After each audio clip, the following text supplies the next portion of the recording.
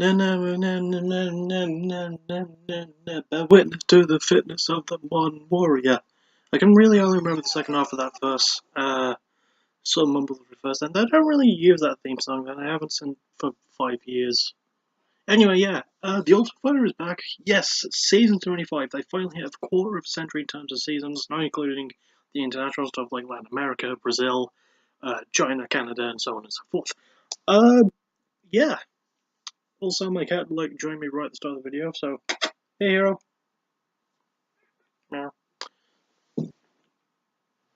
Actually, I almost bashed my elbow off the wall as I went to close the door there. Right. Anyway, yeah. TUF Redemption. I'm gonna call it TUF 25, but Redemption is pretty cool. Episode 1. Redemption. Yeah. So basically, the theme of the season is that there's a bunch of fighters who fought previously in the Ultimate Fighter, and one of them who won and is in the UFC. And they're fighting for a second chance, most of them. So here they are on the teams that are on as well. In fact, in the order in which they were chosen. Right. So Team Dillashaw in the blue, Team Garbrandt in the red. Those are the coaches fighting. Dillashaw in order from first to last: James Krause, Jesse Taylor, Ramsey Nijem, Diego Lima, Joe Stevenson, Tom Galicchio, and Gilbert Smith. For Team Garbrandt, Seth Pazinski, Meji Baghdad, Eddie Gordon, Hector Urbina, Hyde Hassan, Julian Lane, and Justin Edwards. The fighters fought on the following seasons. James Krause was on TUF 15, Taylor on 7, Nijem on 13, Diego Lima on 19, Stevenson on TUF 2, he's the only one to have actually won a season, Tom Galicchio on TUF 22, and Gil Smith on TUF 17.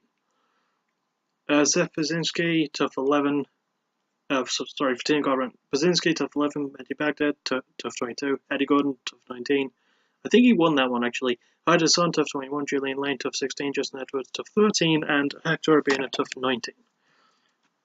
So yeah, we get a brief look into the fighters before the main episode starts, and basically their reasons for fighting. They want this second chance, and this season is the perfect one to get it. The only other season to have done this was TUF Season 4, which was a return of veterans more than anything, but at least most of those were in the UFC at one point. It rarely happened for any of these, so yeah, obviously, they all get together at the Signature TUF gym, and Dana White, enters with the coaches and explains that, well, there's quite a lot of stuff happening. Not only will the players get another opportunity to be in the UFC, obviously I do read this off of Wikipedia, so what I'm saying is part of that and part of my own words. They get another shot in the UFC, and they'll also be rewarded with the biggest cash prize ever at the end of the season, $250,000. That is huge. Not to mention, $10,000 for every win, right? And a possible $5,000 thanks to some bargaining from Ramsey Nijem, an extra $5,000 for each stoppage or finish. That is amazing. That is a huge cash prize. Not to mention the inevitable coaches challenge, which from the trailer at the end of the first episode seems to be tetherball above water. That's kind of weird, but you know what? They've done stranger things on the Ultimate Fighter when it comes to the coaches challenge, and as always, that's episode 9, so that's going to be a few weeks. Good cuppa. So yeah. Also, you might have noticed that I only mentioned that a total of 14 fighters, which is 7 fighters for each side. The reason for that is there will actually be a wildcard fight, which means 2 losing fighters from the preliminary round will fight in the 8th and final fight, and will hopefully get a chance to move on. So it's a really good chance to it's a really good shot to get another start and to kick things off even more in the season. And immediately there's a lot to talk about in this episode, by the way, as there always is for a TUF premiere. So they go to the training session, and the coaches basically talk it over with their fighters and stuff. But Cody Garbrandt goes an extra mile. He wants to evaluate them mentally, and he wants to know what their goals are. He wants to know what they want to do in the season. I thought that was a pretty cool way to go about it. He asked the fighters what do you want to do? Why are you here? TJ Dillashaw was just train, do the stuff, do the things. That's pretty cool. But Cody Garbrandt actually asked them, why are they here? Why do they want to be here? What are they going to do while they're there? That's that's a much better way of thinking about it, I think. I don't think Garbrandt gets enough credit for his intelligence as a fighter because he is a very, very smart person. And he could definitely easily kill me despite the fact that I outweigh him and I'm way taller than him, but yeah. Then again, most of my weight is fat, so that doesn't count. Anyway, after all that's done, Dana White flips the coin and it goes to Team Dillashaw. And Dillashaw opts to pick the first fighter, and we already said who was being chosen.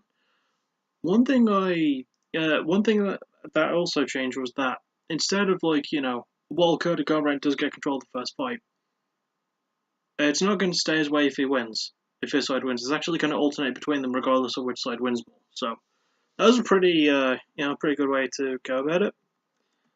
And they announced 2 fights for this episode. 2 fights. We're going to get to that. So Garbrandt's fight that he chooses is his first pick, TUF Brzezinski, against Dillashaw's last pick, Gilbert Smith. And since the tournament, we'll start with his 2 fights. Dillashaw chose his first pick, which is James Krause, against Garbrandt's 4th pick, Hector Urbina. So, Urbina, at the first Team Garbrandt training session, he starts, he talks about his weight and he came in at nearly 200 pounds. And he only had 3 days to make it. He lost a total of 12 pounds. He was still at least 17.5 pounds over. He was like 188.4.5, around about that area, and that is not good. He came in super overweight, and as a result of that, despite how hard he tried, he kind of opted to leave. So basically, Urbina pulls out of the fight because he's way overweight and is not ready to fight, despite his best tries. And Garbrandt says that he doesn't regret picking Urbina, but he thinks that he definitely needs to change things up if he's going to make weight for his fights. White shows up and asks Urbina to tell the entire cast why he pulled out, and Urbina apologizes to everyone, but White shows no mercy pretty much and tells him to pack his bags and just go. Because that's how Dana White do. If you don't make weight in the Ultimate Fighter, you are screwed. That is an important lesson to keep. If you have a plan going on there, make sure your weight is on point. Say you're a middleweight. Middleweight's 185. You can go 184, you can go 186. That's a good limit. Don't overstep that. Don't overdo it. Keep your mental game focused on that most of the time. Make sure you're eating healthy, you're eating right. I know this is weird advice for me of all people to give to you, but yeah. And there's a good chance that people watching this aren't going to go in the Ultimate Fighter. But if you do, just keep that in mind. Make sure your weight is the most important thing. Make sure you're on weight. Even if you make it fully to UFC, make sure that the weight is, one of the most important things. Because it is. Anyway, White pulls the coaches to the Ultimate Fighter office, as I shall call it, because it just shows up, and it always looks the same. And, he talks about what's going to happen now that Urbina has left. And White says that there are Ultimate Fighters standing by outside in case something like this were to happen, because he's that smart. And Johnny Nunes of TUF 22 is one of those available to join. Dillashaw believes that he should be able to pick an entirely new fight because of how the coin toss played out, because Dillashaw did pick this second one. But White turns down the idea, and Garbrandt pretty much has a go at Dillashaw on the backside thing for trying to play the victim like he's going to do all season. His words. Yeah, Garbrandt, smart as he is, he doesn't take anyone's shit. That's another smart thing to do. So afterwards, Dillashaw tells Krause about what happened, and Krause is not pleased with this. He's not best pleased. He doesn't want the fight date to be pushed back, and he's really just pissed off that he had to cut weight for no reason. He tries to avoid going on about it too much, but says that, basically this was his approach to it. This is what he wanted to do. He wanted to get an early fight so that he could have the longest rest period until the next batch of fights started, which is really good. Having the second fight is a really, really good, smart way to think about it. But because of what happened with Hector and him missing weight, that didn't work out for James Krause. So I can understand why he's mad about the situation. But yeah, shortly after that, obviously the first fight is changed to Goldsmith against TUF Brzezinski, and Not long after that happens, Johnny Nunes arrives at the gym and joins his new teammates. He's on Team Garbrandt, obviously, and he's grateful, and he wants to make up for, well, he was good at the Ultimate Fighter 22, but he wasn't great. Just sad but true thing. Anyway, back at the house, Goldsmith, during his, his training and just going around the house, he starts to get a bit more intense, which is weird because he's normally a very quiet person, and he thinks he's viewed as being an easy pick because he was chosen last by his team and put in the first fight, and he thinks that the other team is wrong by picking him first, pretty much. And Smith keeps talking like this at the gym basically, and Brzezinski overhears everything from the next locker room over, and he comes over to Smith and they start swearing at each other quite a bit. It does go out for a little while, but when Smith tries to apologise for it, he, everything just goes up in flames once again, and they start swapping more words and more nasty, sweary stuff. The fuckers. It just happens. It's part of it, I think. So, yeah. Before they go out for the weigh-in to make sure the fighters make weight, Garbrandt calls Team Dillashaw nothing but fakes, and this is when Dillashaw starts to lose his cool. For the most part in this episode, he's been very quiet and reserved. I should explain why this is happening. See, season 22, which is the first season I covered on my channel of The Ultimate Fighter, it was Team Conor McGregor against Team Uri Faber. Team Europe against Team USA. America, fuck yeah, and all that. And during one of these days, Cody Garbrandt was there, training with Team Uri Faber because they both trained Team Alpha Male. And TJ Dillashaw showed up as an assistant coach on Uri's team. And McGregor called out Dillashaw for being a snake in the grass because of what happened. And what happened was, Dwayne Ludwig used to train at Team Alpha Male, I think, but he wasn't happy with it, so he opened his own gym in Colorado. TJ left Alpha Male not long after to join Dwayne Ludwig. And a lot of Team Alpha Male show a lot of resentment to TJ, understandably so. But TJ is just, he's happy, he's trying to continue on with his life despite what happens. And Conor McGregor is right, as Cody Garbrandt agrees with in this episode, that TJ is kind of a snake for ditching Team Alpha Male. Do I think he's a snake? No, I just think he wanted to do something that was his own speed. I got no problem with that. It's not my place to judge that. I do think it was a little bit of a dick move, but that's just me. I'm not going to completely tell him what to do and what not to do because he would kick my ass basically. Yeah. Anyway, before they step out for the weigh-ins and everything, after Garbrandt calls Team Dillashaw full of fakes and everything, he calls Dillashaw a fake.